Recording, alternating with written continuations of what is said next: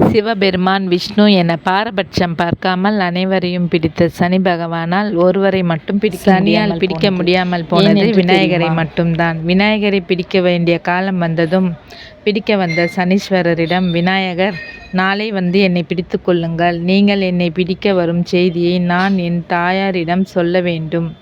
என் முதுகில் இன்று போய் நாளை வருகிறேன் என்று எழுதிவிட்டு செல்லுங்கள் என்றார்.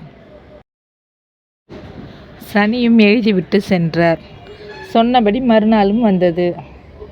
என் முதுகில் என்ன எழுதினீர்கள் என்றார் விநாயகர். சனியும் இன்று போய் நாளை வருகிறேன் என்று வாசித்தார். விநாயகர் சனியை பார்த்து, நீங்கள் சொன்ன சொல் காப்பாற்றுவீர்கள் என்று எனக்கு தெரியும். நீங்கள் கூறியபடி இன்று போய் நாளை வாருங்கள் என்று அனுப்பி வைத்தார். இதே கதைதான் 7 நாட்களும் நடந்தது. 7வது நாள் சனி வந்தார். விநாயகர், இன்று நீங்கள் எழுதியதை நீங்களே அழியுங்கள். நாளை வாருங்கள் என்றார். இன்றோடு நீங்கள் என்னை பிடிக்க வேண்டிய 7.5 நாட்கள் முடிந்தது. சனி. சனியால் பாதித்தவர்கள் விநாயகரை வணங்கினால் போதும், எந்த பாதிப்பும் வராது. ஏனென்றால் சனியையே ஏமாற்றியவர் விநாயகர்.